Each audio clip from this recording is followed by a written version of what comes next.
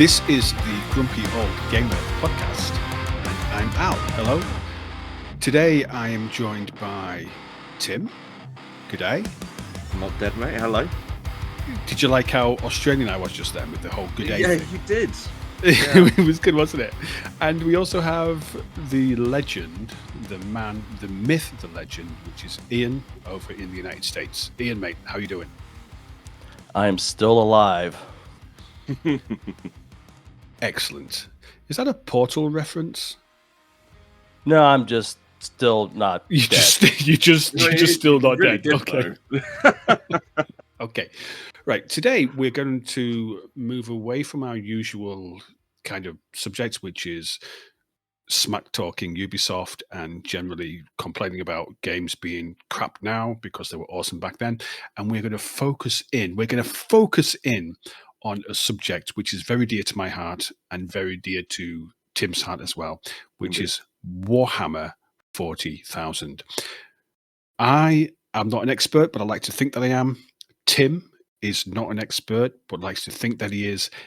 And Ian is a massive, massive virgin when it comes to Warhammer 40k. You've played some Space Marine 2, right? Yes, I played some Space Marine 2 and a little bit of Dark Tide. Not enough to really pick up all the details, but enough to get a general gist for what's going on. So pretty fresh. So you have an idea of the setting, but if I said to you Warhammer 40k lore, I mean, this is a system setting which has been ongoing since 1987, 1988, so a long, long time. You would be like, I don't know anything about it other than Space Marines go stomp, stomp, pew, pew. I mean, how much lore could it possibly have, right? Well, not much, as we're about to find out. So the purpose of today's episode, and I appreciate we are the grumpy old gamers, so there is going to be some gaming in this because there are 50 plus Warhammer 40k gaming titles. The purpose of this is for Tim and I, as the self-confessed, I think we're maybe embellishing our abilities right now, saying we're experts when it comes to Warhammer 40k. Ian, as the virgin, is going to furnish us with questions about Warhammer 40k, and we, without any preparation, without any kind of knowledge or understanding or previous exposure to the questions, we are going to answer his questions. He says whilst drinking wine and I'm having cider. This is going to be interesting. It's kind of like tipsy trivia. I wasn't going to mention that, but yeah, this is going to be a compliment me. That's exactly. It's going to be a complication because we're going to get pissed as well. Ian is going to give us the questions. We're going to answer the questions to the best of our ability with our expert knowledge. And Ian and also the audience are going to be educated on Warhammer 40k. Ian, take it away. Yeah. All right, I have a list of questions here. I got some help with some of these questions, so I don't know what a lot of these questions mean, but hopefully you guys will. But Okay. But we'll start off a little easy. What is Warhammer 40k? Grim dark. There is only war. Okay. Right. Tim, good answer. Warhammer 40k is a game series. It started out as a branch of Warhammer, which was a rip-off of Tolkien. There was elves and orcs and goblins and humans and dwarves and all this kind of stuff. And Games Workshop I think it was around 87, 88. And as I say, I have not prepared for any of this. This is just purely based upon knowledge or bullshit, depending on which way you look at it. Games Workshop said, let's do a science fiction setting of our Tolkien-based rip-off gaming system. And that was Warhammer 40,000. So it is... Cotton. Excuse me? It's a bold strategy, Cotton. Let's see if it pays off for him. That was probably a dodgeball reference, wasn't it? Oh, okay, yes. Okay. Okay. I don't watch shit movies, so that's fine. Shots fired. Quick sip of wine. Yeah, well, yeah, essentially went from the fantasy game to 40k, and I think it was called something different. Something like Traders or something. I have the original. I have the original rulebook. Right. It was Warhammer 40k Rogue Trader. That's and the I have one. it, Yeah. and it is on my desk next to me now. I bought it in 1990 when I was 13 years old. Well, you can see So- behind me. Well, people can't, but I've got Final Liberation, Epic 40k, and Rights of War in the big boxes behind me. And ultimately, this is a science fiction dystopian nightmare.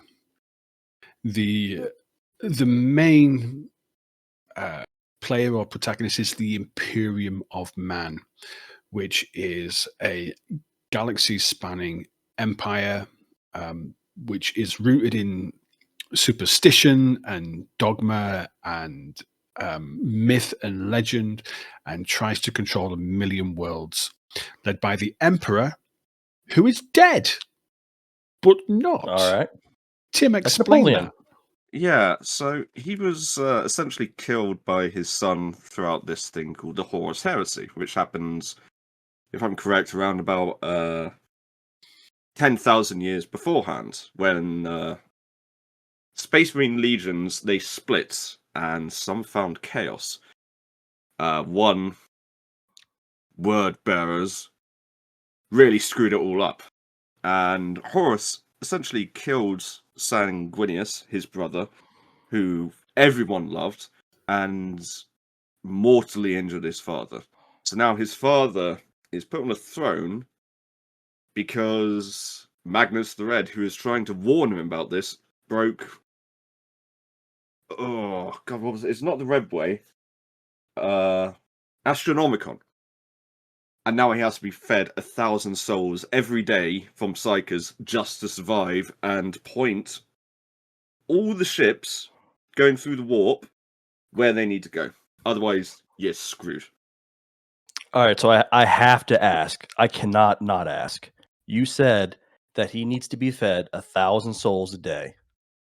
What happens if he gets 999? Dunno. The world comes to an end. Does he get Yeah. fucked from that one beer on the wall? The thing is with Warhammer 40k is you've got to remember this, is that everything has a degree of embellishment, a degree of myth, a degree of legend. So it could be a case of, yes, 1,000 one day, 500 next day, 1,500 next day, or whatever. This isn't there's no. In fact, science doesn't exist in Warhammer 40,000. So when you say there's no exact science, it's absolutely rings true, because there is no science. It is religion. It is dogma. It is superstition. This is what fuels this entire setting. So the Astronomicon, as Tim points out, is essentially a psychic lighthouse which allows ships across the galaxy to see where they need to be in relation to where they are. Think of it a as North like Star. Sorry for interrupting. precisely, yeah. Okay. A North Star is a really good analogy. They can see, okay, that's where that is, so therefore we can work out where we need to be and where we are based upon this reference point.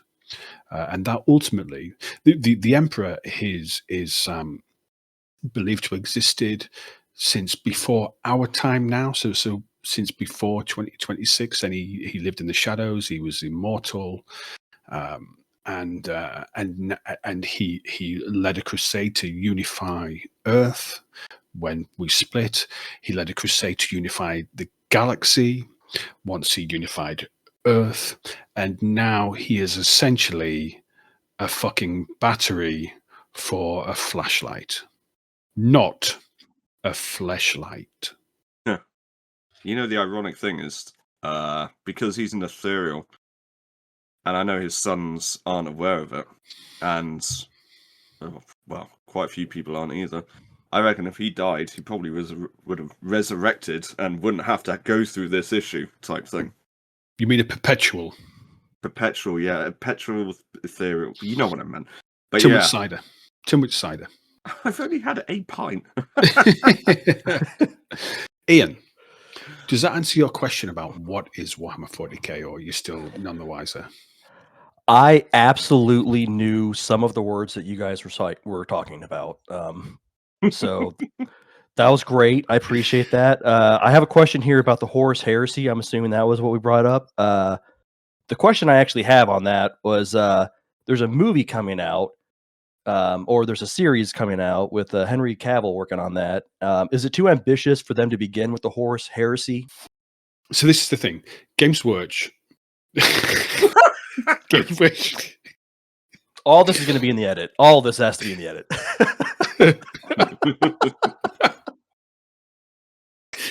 So this is the thing. Games Workshop and Amazon signed an agreement in December of 2024, I think it was, to produce a series of TV and movies set in the Warhammer 40k universe. But it's Warhammer 40k, not Warhammer 30k. And this is a very, very important distinction because they are two separate game systems. So the Horus Heresy is I think it's like 52 to 55 books, like novels, not little novels, but actual huge novels covering the Horus Heresy from start to end. It is too grandiose to be able to convert into a book series. I was going to say, on that note, Magnus did nothing wrong. That's it. All right. My next question is a two-parter. One, does it take place in the year 40,000? And two, if Slaanesh was created by Elder XS, why is there no fifth Chaos God after centuries of human brutality? I don't know what those words mean.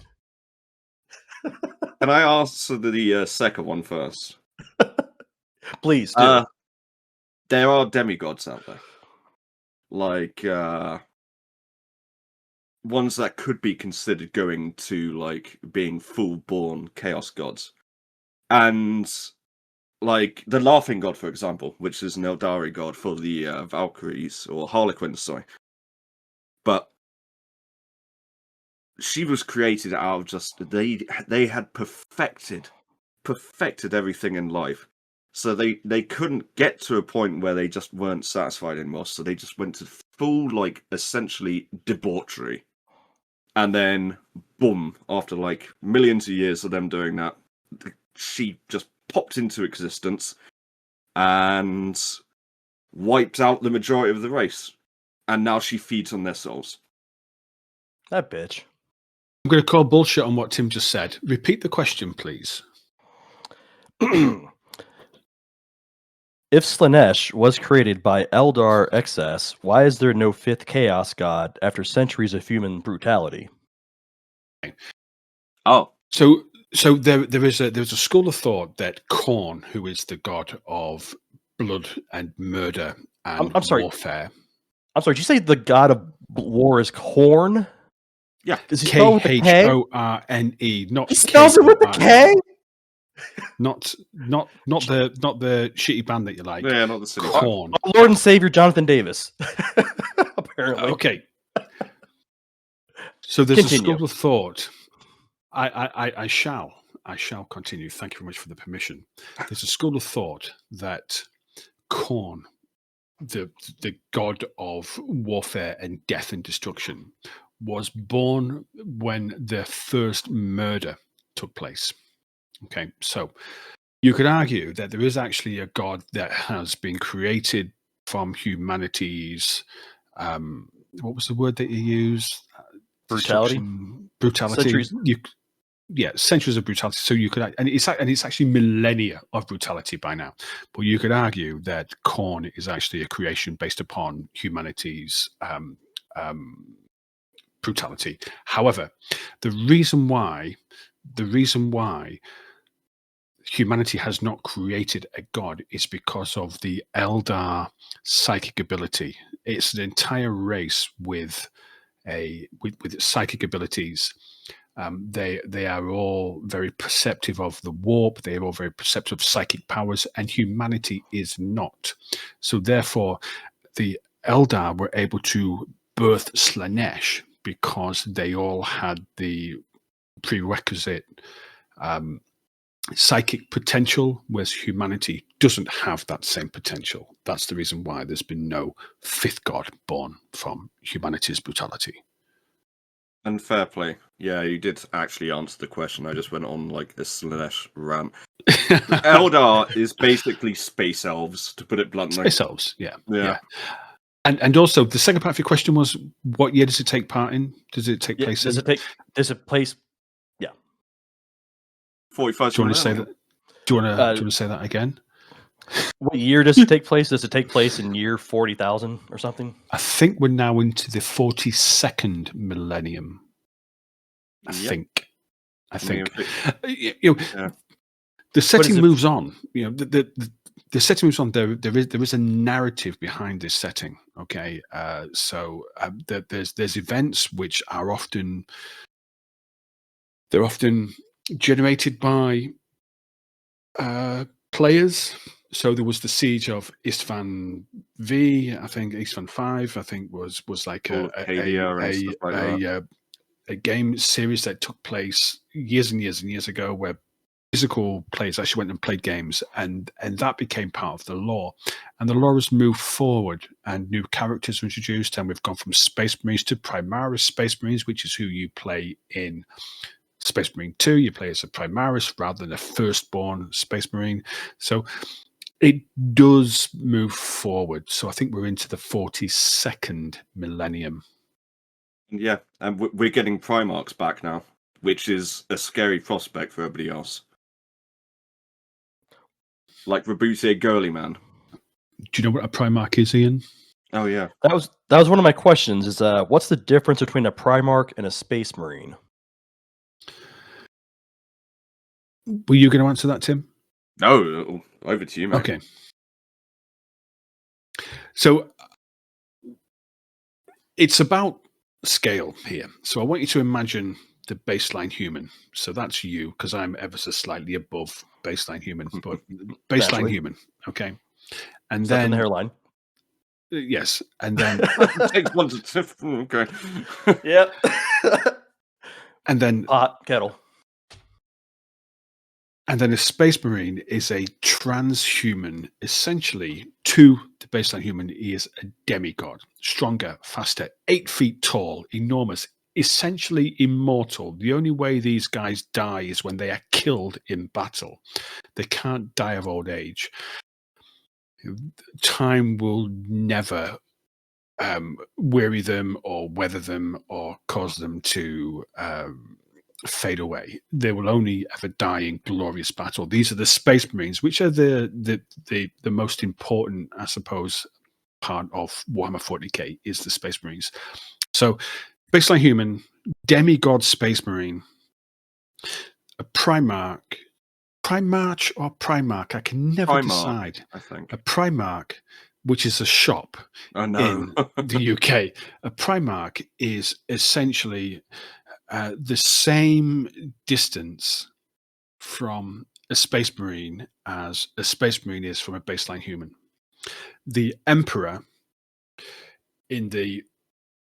prior to the Horus Heresy, he created 20 or maybe 21, Tim, maybe 21. We are missing genetic sons. He created these people, these warriors, to lead his armies in the reunification of the human empire, the galaxy, the Imperium of Man. He created these genetic marvels. Each one is unique. Each one has a particular facet of the Emperor's abilities or personality, and then the Chaos Gods scattered them across the galaxy. When the Emperor launched his Great Crusade, which was his plan to reunite the galaxy, he found his sons. He found the Primarchs. Aww. And each one was aligned to one of his legions of Space Marines. And each one, because they were scattered, had such different traits because, they grew up to be demigods, essentially. So they were basically not taking control, but people literally and metaphorically looked up to them So they're already kind of like, oh, okay, these are big boys type thing. And he kind of brought them back. You know superheroes? Yeah. So you Superman, and when I say, I don't mean Iron Man or Batman. I mean superheroes. So people with powers beyond what humans have in the Marvel or the DC universe. So these Primarchs arrived on they all landed conveniently on human worlds. Oh, And that's they nice. rose, and very, very convenient. And they rose to prominence because they were essentially superheroes, or at least superhuman, because they weren't all good. And then when the Emperor started his Great Crusade, he found them, brought them into the fold, gave them their respective Space Marine legions, which were based upon the genetic makeup of each particular Primarch, and they went off to conquer the galaxy. Looking at you, Angron. He wasn't a good guy. So the Warhammer universe is known for being really brutal, really hard, really just you're not going to have a good time if you go there. Could we defeat chaos if we all lived in an emotionally healthy society in the Warhammer universe and everybody just chilled the F out and smoked the ganj and all just had the peace pipe and got along? Simple answer, no. No, chaos is inevitable. You see, I have this theory. So I think an important thing to understand about Warhammer 40k is that there's headcanon. Okay, so Games Workshop have kept they've kept the setting very loose, so that say for example, if you wanted your own Space Marine chapter, you could create one. If you wanted your own Eldar Craft World, you could create one. If you wanted your own Imperial Guard, or what's it called, Astra Militarum now, bullshit. Yeah. You wanted your own Imperial Guard world and regiment, you could create one. They've kept it very, very loose because it is essentially a system which allows players to explore their personalities and do whatever they feel would be best and how they would like to live it. Okay, so it's a very, very fluid, very, very open system. Now, when you said there about, you said like it's very brutal and very grimdark. You're right, it is. What we see, what's in official literature, what's in official material is very, very dark, very brutal. It's the worst of humanity. However, there's a million worlds in the Imperium of Man, and most of those worlds would be like Earth. So you would live, you'd be born, you'd grow up, you'd go to school, you'd get education, you'd learn about the Emperor maybe, you would get a job, you would pay your taxes, and then you would die, and you would never see any of the horror. So it's one of those situations where the majority. So I mean, for a lot of the population of the Imperium, Space Marines are legend. They don't actually exist. They're just fairy tales because they'll never see one. Because there's 1,000 chapters, which means there's 1 million Space Marines, which means there's one Space Marine per world in the Imperium. So the chance of the average Imperial citizen meeting a Space Marine is negligible to the point where they are essentially mythological. So the majority of people will never actually understand just how grim, and when I'm saying the majority of people, I mean the majority of people who live in the Imperium of Man will never understand just how grim dark it actually is, because they would never experience it. Well, I'm going to use the Space Marine 2 launch trailer when it's the Acadians going against the Tyrannids, or Tyrannids, however you want to say it. And it's just 3 Space Marines pop up, and he literally just kneels as like he sends forth his angels. They're literally considered the angels of death type thing. Like, they're so rare. If you ever see a Space Marine in your lifetime, either things are very, very bad or good luck, type thing. So what you're saying is that Stardew Valley could be set in Warhammer 40k universe and we wouldn't know it. Yes. Like you could have a farming sim set there. Yeah. Yes. That's kind of nice. That's kind of pleasant. Most people would live and die in the Warhammer 40k universe, exactly as they would. Excuse me. Exactly as they would in 2026. They would be born, they would go to school, they would get a job, they would get married, they would have children, they would retire, they would live out the rest of their lives, and they would die, and they would never understand just how brutal this system is. All that you see in the setting in terms of the official media, the official game system, all you see is the worst of the worst of the worst of the worst. The majority of people would never see things like which are displayed in the setting, in the game systems, in the video games. Yeah, like it's and it would also be wiped as well. Like the Inquisition would have something to do with that as well. Like if there was a Tyrannid fleet, it would block out your planet and you wouldn't be able to have communication anyway, so you're just a dead planet. If it was, say, chaos and there was stuff left over, you could always go to Exterminatus, just get rid of the planet.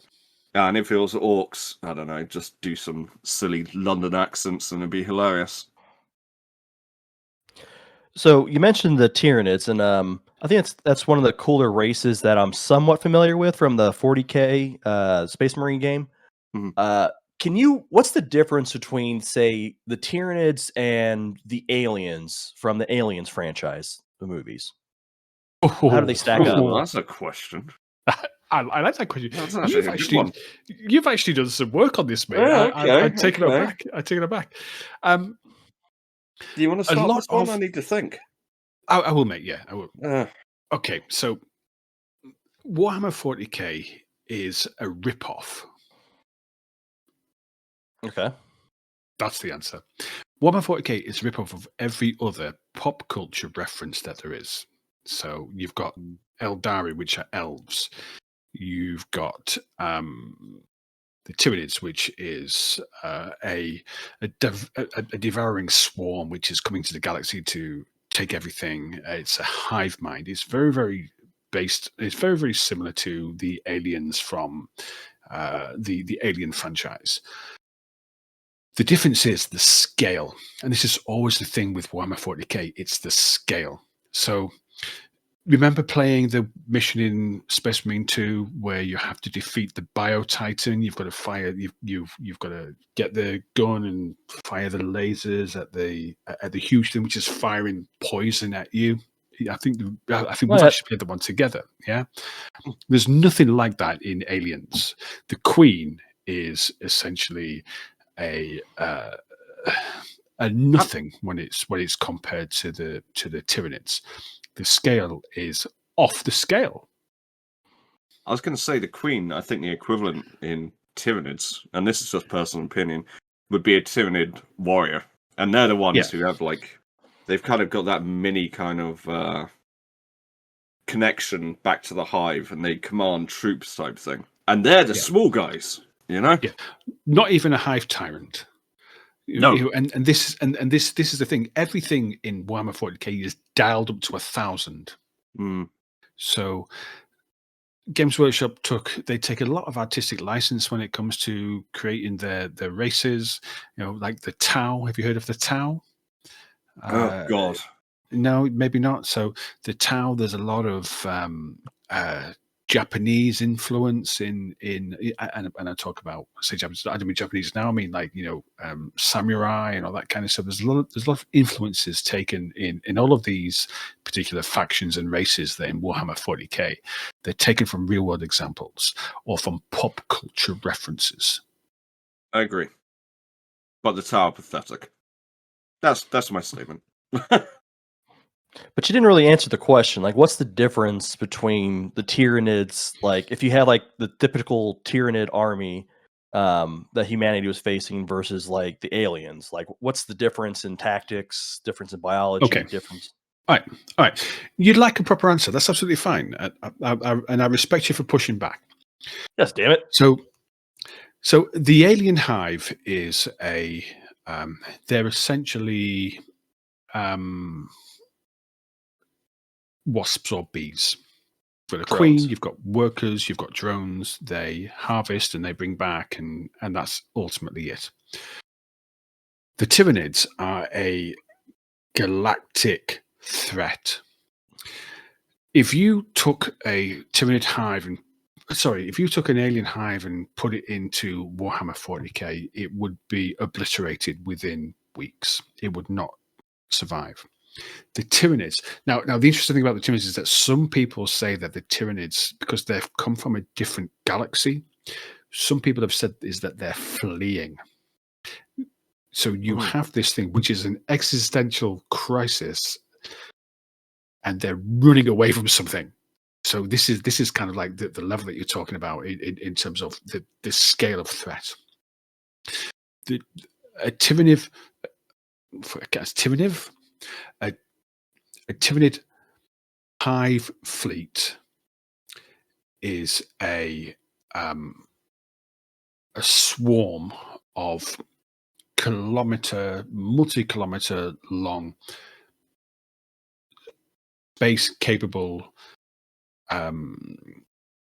biologically created spaceships which come to the planet. So, like Starship Troopers? No. Starship Troopers is a tickle compared to the Tyrannids. They ultimately, aliens want to infect the population. Yeah. Yeah. In fact, the closest thing you have to aliens is gene stealers, which are a part of the Tyrannid race or campaign. The Tyrannids come to a planet. So imagine Earth as it is now, which is a ball of rock with water and life and plants and soil and microbes and an atmosphere. Once the Tyrannids had finished with the Earth, it would just be a ball of rock. They would take every single scrap of biomass, so be that plant, animal, oxygen, nitrogen, all of your gases, water, they would take everything in order to feed their swarm and leave a ball of rock. So the aliens, it is in the best interest of the aliens, the xenomorph race, to ensure that their prey species, if that's humanity or something else, survives in order for them to have access to hosts, their young to be born. The Tyrannids take everything. They have an eternal hunger where they just will strip a world of everything down to the bare rock. And they will keep evolving. As soon as they face something they haven't seen, the next generation of them will evolve to fight against it. Like, they are, as you said, galaxy-wide threats. Like, they're just getting stronger. So they're kind of like the what do you call it? The Plague from Halo series. What was that? No. Where they're stripping like all of life. Or there was this is in Stargate SG-1, that old show. If anybody ever watched that, there was like, I think they're called like the Replicators, and that was like it was a mechanical race that was their whole thing. They would strip of like all organic life, and then they would move on to the next one. But this sounds like really sounds like it's pretty unique. No. Again, Warhammer 40k thrives on its scale. So I remember reading this one thing. Now I can't remember the order that happened, but you had the Hive Fleet, Kraken, Leviathan, Behemoth. Those are three of the different Hive Fleets. And so the first one came in from the eastern fringe of the galaxy. So if you imagine the Milky Way galaxy, Earth is somewhere on the western side of the galaxy. The Tyranid fleet came in from the eastern side of the galaxy and started to consume worlds. And I remember when I talk about scale, there was this thing which I read, and I'd love to find it again because it was so fucking cool. And it said that the next Hive Fleet came in from underneath the galaxy. So they avoided all of the defenses which were arraigned against them, and they came under the galactic disk and then came up and attacked the galaxy from those points beyond the defenses. The thing that's scary about the Tyrannids, and I've heard this quote quite a lot, is they came into our galaxy and potentially we're surrounded by them. We could have another hive fleet whenever. And that is a scary, bloody thought when it comes to the Tyrannids, you know?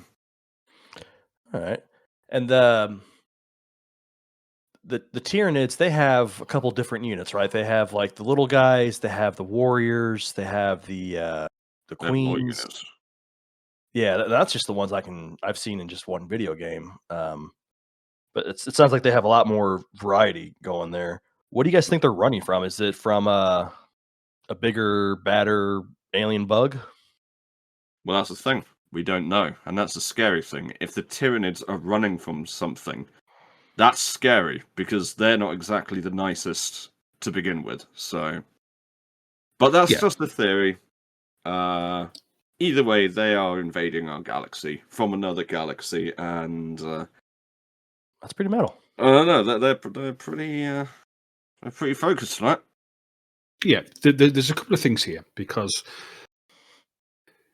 it's never ever been confirmed that they are fleeing from something. It's never been confirmed, and this is the thing that Games Workshop do so well when it comes to Warhammer 40k. They keep it so open because it's really, really important that players can come along and they can devise their own stories. You know, the setting is so huge that you could have a 100-year campaign involving 4, 5, 6, 7, 8, 9 different factions occur, and it doesn't impact the law of it doesn't impact the actual official law. And it is, I have to commend Games Workshop for how they've done this, because if I want to start my own Space Marine chapter, I can. If I want to decide who their nemesis is going to be, who their enemy is going to be, I can, and none of it impacts in any way, shape, or form the official law. So they'll never confirm what's following the Tyrannids unless or until they need a further faction. But you're talking, when we're talking about scale, Tyrannids are the kind of thing which can devour an entire world. So you then become power creep territory. So we'll probably never ever see what's chasing the Tyrannids, if anything ever is, because nobody at Games Workshop has ever and never ever will confirm that that's the reason why they are here, because they're being chased. That's headcanon. It's fan theory. It's fiction. Nobody knows. Okay. I have one more Tyrannid question real quick. If the Tyrannids were successful and consumed all biomass, would the Chaos God starve as well? Yes. Yeah, they would. So the Tyrannids can stop the Chaos God. Technically, they have no connection to the Chaos Gods of the Warp. In fact, they actually block it out when they go to a planet to consume it. Okay. This feeds on emotion. Emotion requires life. Tyrannids will destroy all life. With no life, there's no emotion. There's no chaos. Yeah. Fair enough. Does that actually? Can I ask a question? Does that make sense? I'm answering the questions here, sir. No. You're not answering the questions. You're asking the questions. Asking the questions. But does that make sense, what I've just said there? Yes. Explain it to me then. Because if there's no life, there's no emotions, there's no chaos. But why? You've just repeated. You just repeated what he said. At least my memory's working. Okay, so okay, if your memory's working better, why would that question be relevant? Why would there be no chaos? I mean, you asked if like human brutality and everything turned into like stoners and shit, there would be no chaos. Why, if the Tyrannids destroyed everything, would there be? Remember, no I got help. I got help on these questions. These were not all my questions. I don't know what these were put together. Have you not listened to what he's just been saying?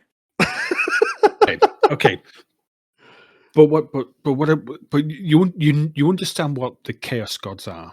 They are manifestations. Yes. They're manifestations of emotions. So there's 4 there's 4 primary chaos gods. As Tim mentioned, there's demigods, but we'll ignore them fuckers. There's 4 primary gods. Khorne, who is the god of war, essentially. There's more to it than that. It's honor, it's bloodshed, blood for the blood god, skulls for the skull throne. Yeah. Nurgle is the god of death, but he's also the god of plague and pestilence and suffering. Slanesh is the god of pleasure, but also the god of pain. So this is the Eldari god. Very BDSM-y. And Tzeentch is the magic god who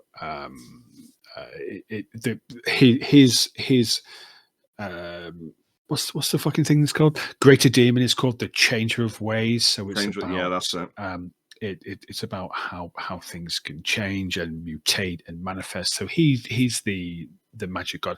So you have these 4 gods who all kind of manifest from one aspect of emotion.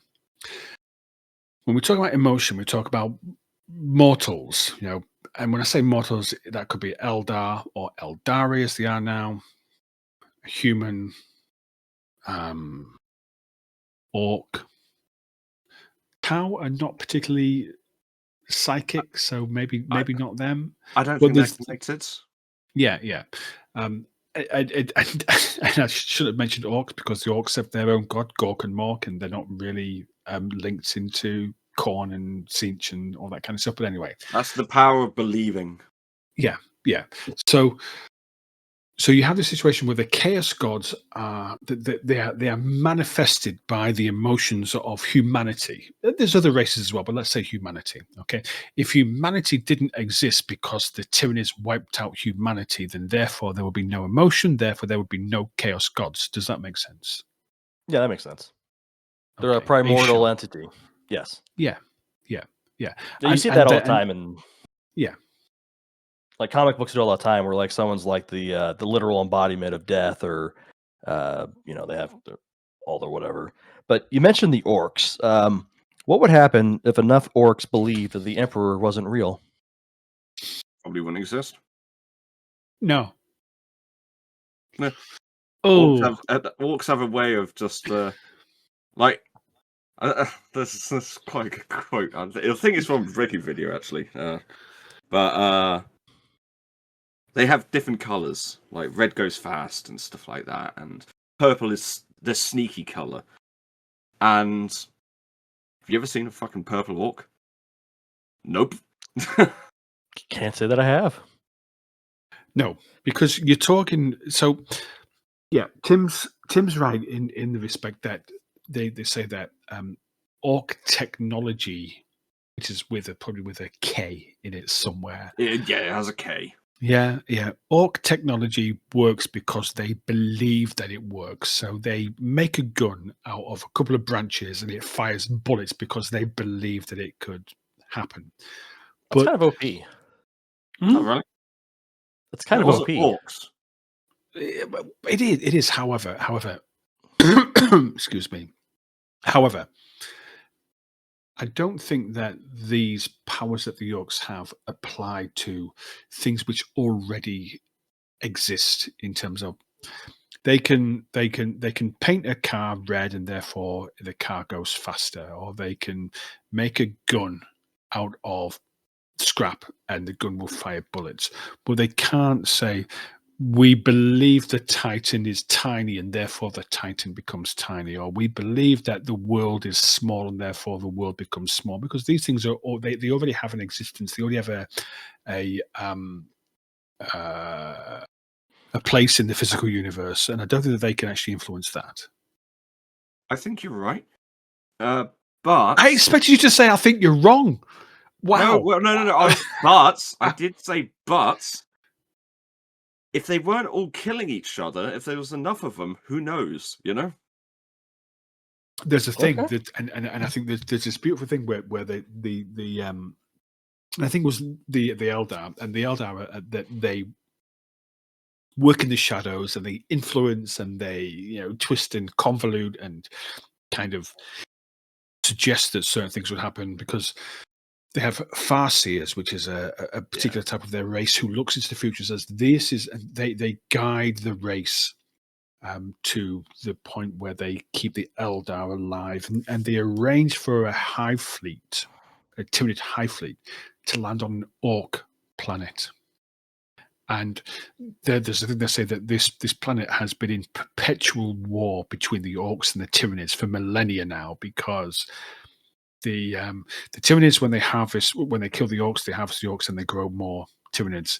The Orcs thrive on warfare. The Orcs are always fighting. If they're not fighting, then they're not living. So you've now got the situation where these two factions are just a constant, perpetual war. Okay. Yeah, Okay. I can't add anything to that. Yeah, fair play. Here's an easy one. Who are the good guys? There's no good guys. There's no good guys. Yeah. Although, however, okay, I'm going to caveat this ever so slightly. Okay, no, allow me to. Okay, you play Space Marine 2. You both play Space Marine 2. Of course. Yeah. Yes. Lieutenant Titus is a good guy. I do like Titus. Yeah, he's a good guy. So Captain Titus now. No, he was captain. He's now lieutenant. Oh no, he was captain again now. Spoilers. In what? In Warhammer, they literally made a model for him. They promoted him for the lead of Ultramar. He's now a captain again. Oh, for the 500 worlds thing. Okay, fair enough. Yeah. So, however, so this is the thing. Warhammer 40k started, and it started in Britain in the 80s when we were immersed in Thatcherism. So they took this dystopian nightmare and they made it manifest, and they birthed this entire convoluted, bureaucratic, awful shit state of a government, and said, this is really what we're going to have in the UK right now because of how bad things are. And this is where this came from. In the 80s and the 90s and into the 2000s, there was never, ever a good guy. The Imperium of Man, which is the obvious good guy protagonist, and I'm using space commas when I say good guy when it comes to the Imperium of Man, is a xenophobic, authoritarian, fascist superstate where the rights of the individual are non-existent and your life means fuck all. There's no such thing as a good guy in early 40k. It means nothing. Yeah.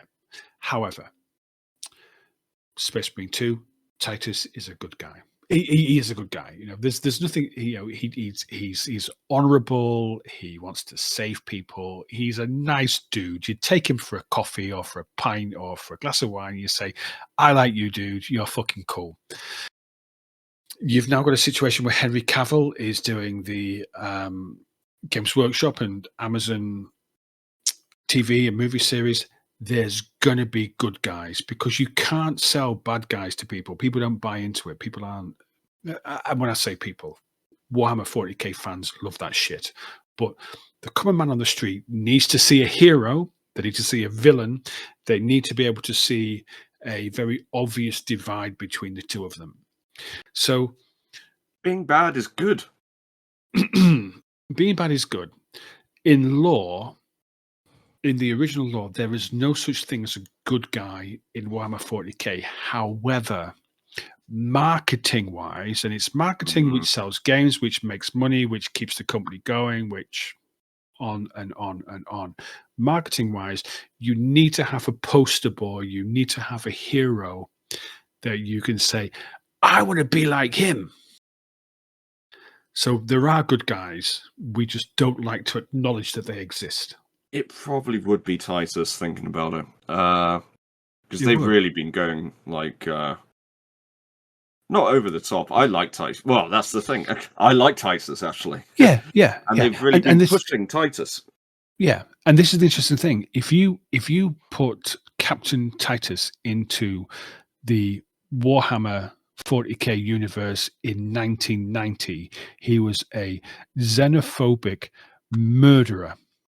He was a killer. He would kill children. He would step on newborns without even thinking about it, because the people beneath the Space Marines, the humans beneath the Marines, are essentially irrelevant.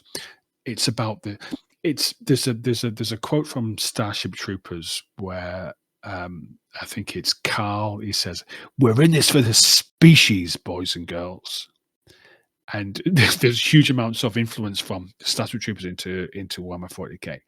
This is about the survival of humanity as a species, not about the rights of the individual man and woman on the street.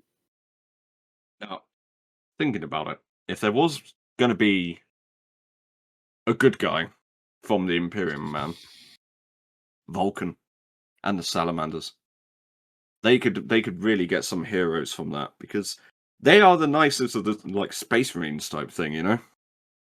Yeah, they are. But that's like saying that Mussolini is the nicest out of Mussolini and Hitler. They're both cunts.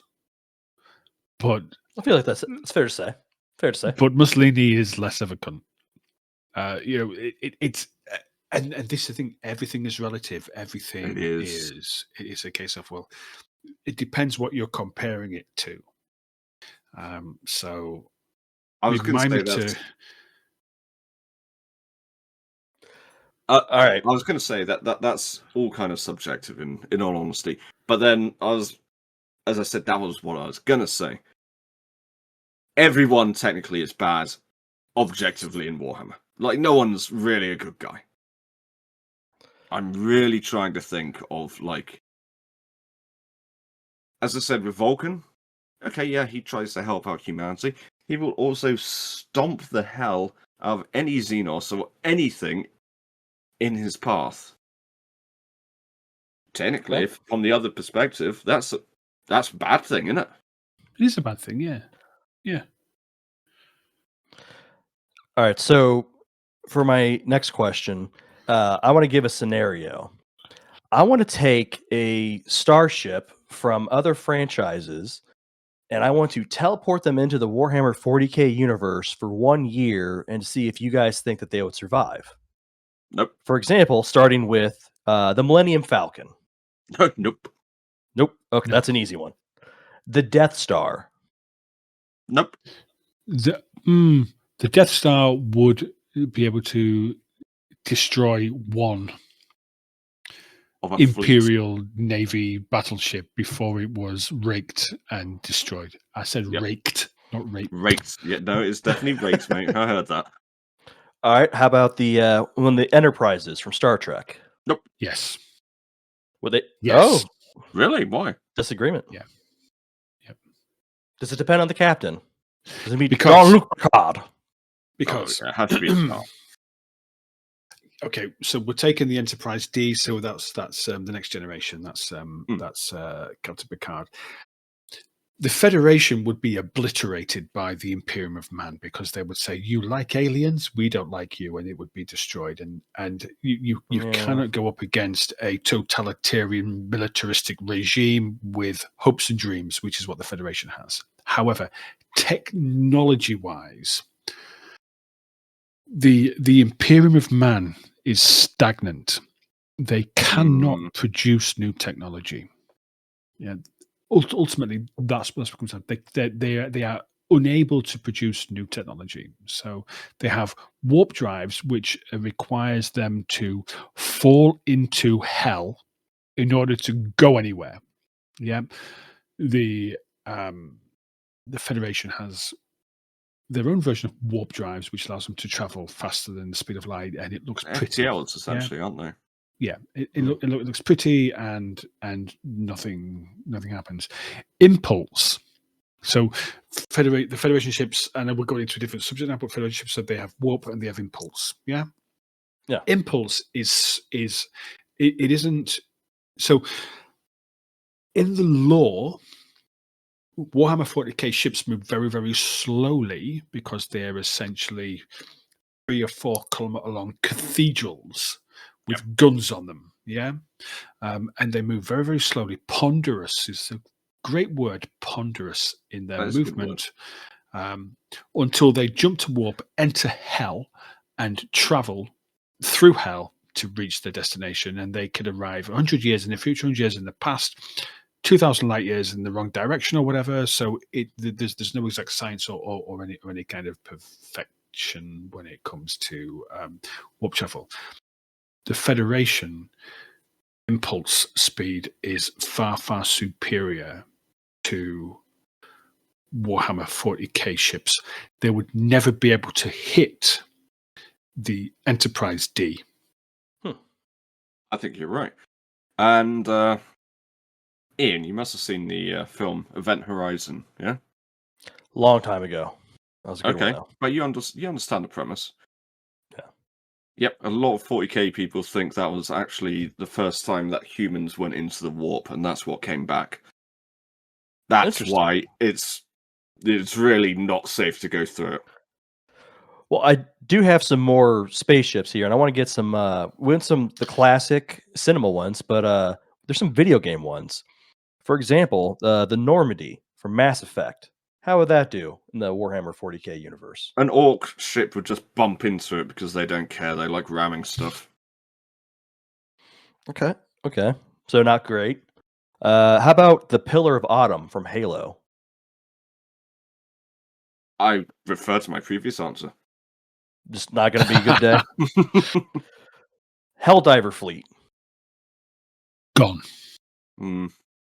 Super Earth is eradicated by the Astra Militarum, by the Imperial Guard. Doesn't need Space Marines. Doesn't need Orcs or Tyrannids. I was going to say Tyrannids would do the trick. There's no comparison with Helldivers and 40k. No, never. It seems like the 40k guys are like Helldivers cranked up to like 12, like 1,000. Yeah. Okay. In fact, I think Helldivers. Sorry, go on, mate. I say you can probably draw a equivalence between Helldivers and Imperial Guard. Yeah, and the Space Marines are demigods beyond the Imperial Guard. The Imperial Guard are baseline humans. Helldivers are baseline humans. Space Marines are. It's orders of magnitude above in terms of how powerful they are.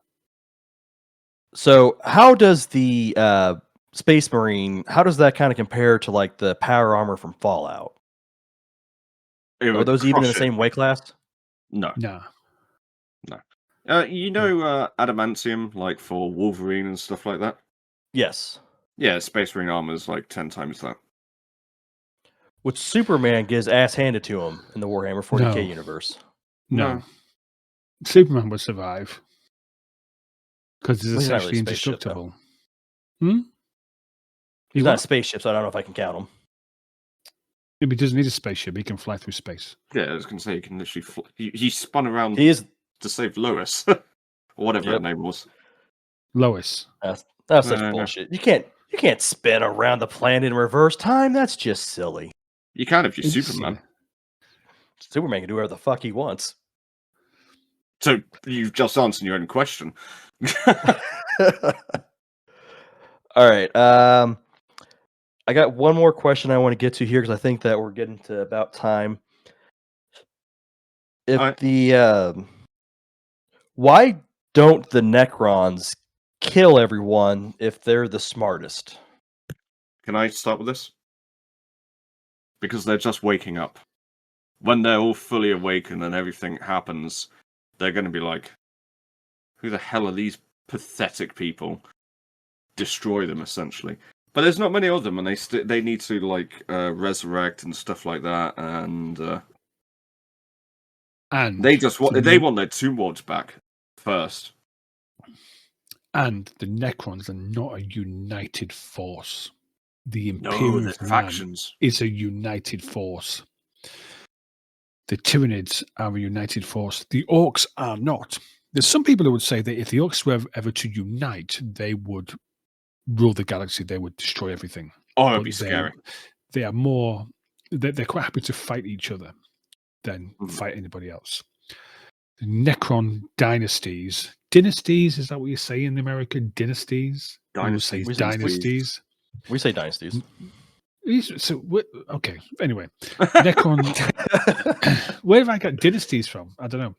Yeah, that's you guys. No. That's us. I say dynasties. Do you?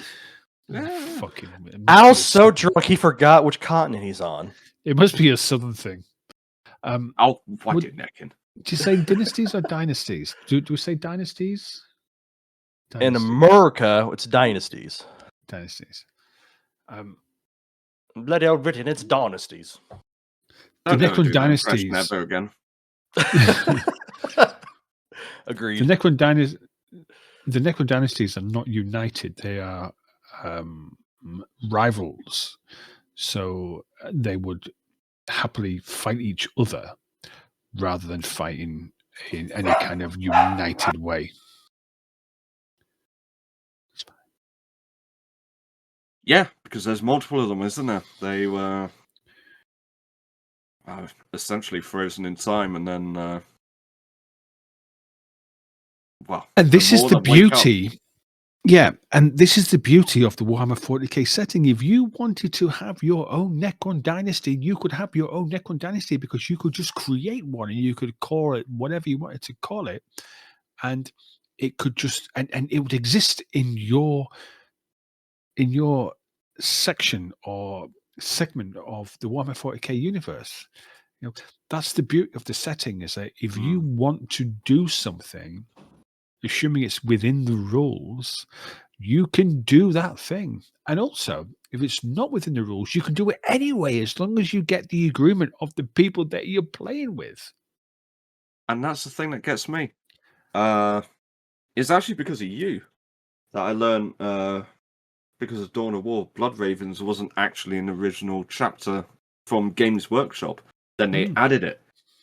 And that goes exactly to your point. They were made, and now people consider it lore, and they're like, "Oh, okay, that's quite interesting," you know. Titus is the same. He didn't exist before Space Marine, the game.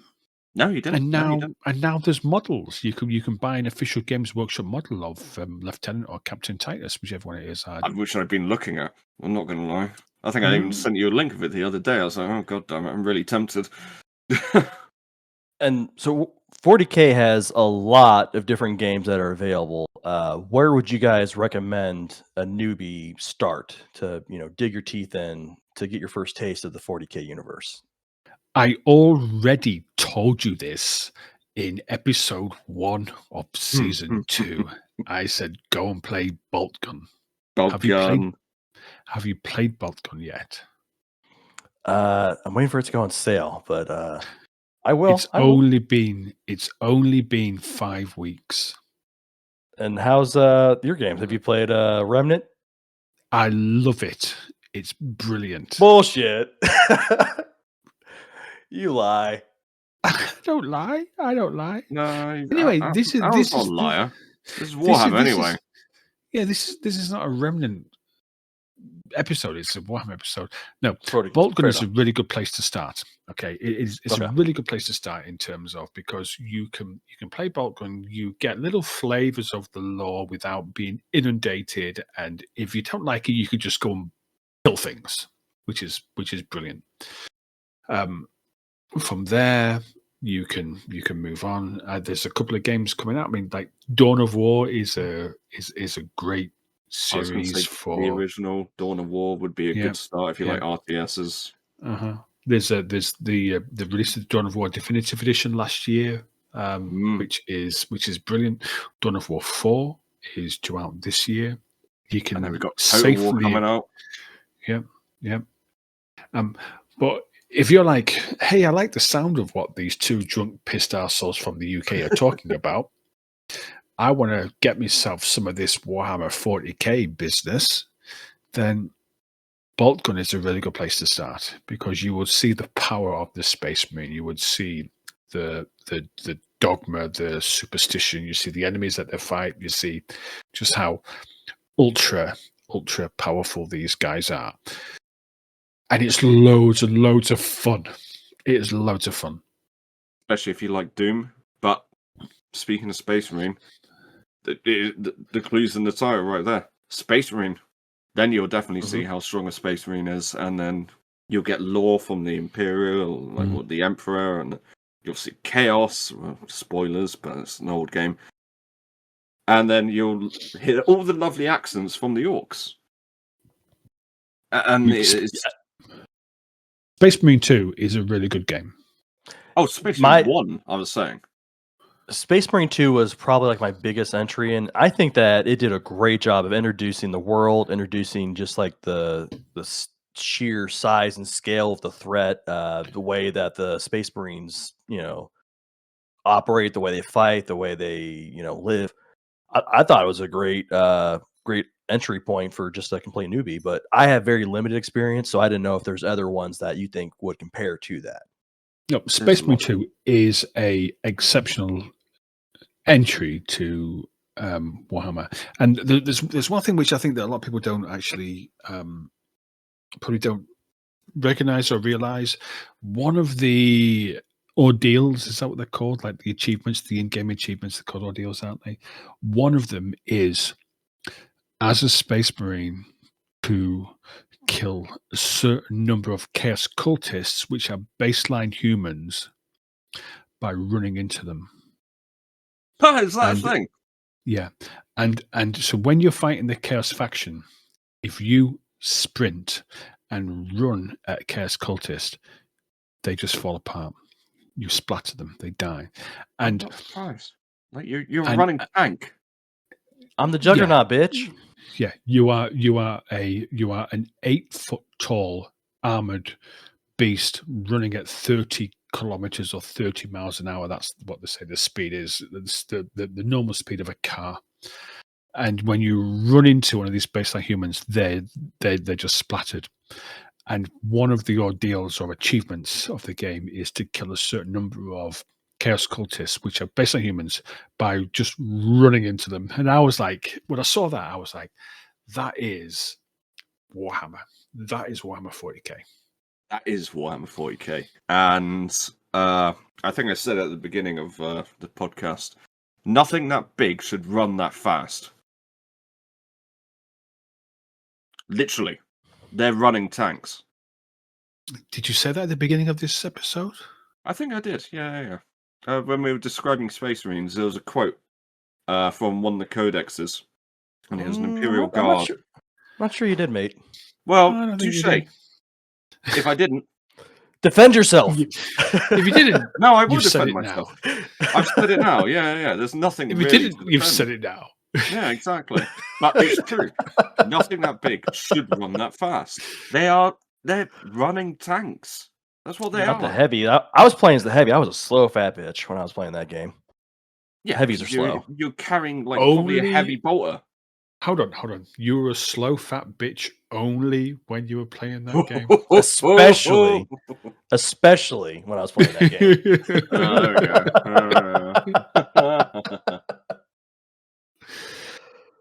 Ian, do you have any more questions? Yeah. No, I think I know everything there is to know about Warhammer 40k. I know more than you guys now. I am the expert, and I'm declaring total and absolute victory.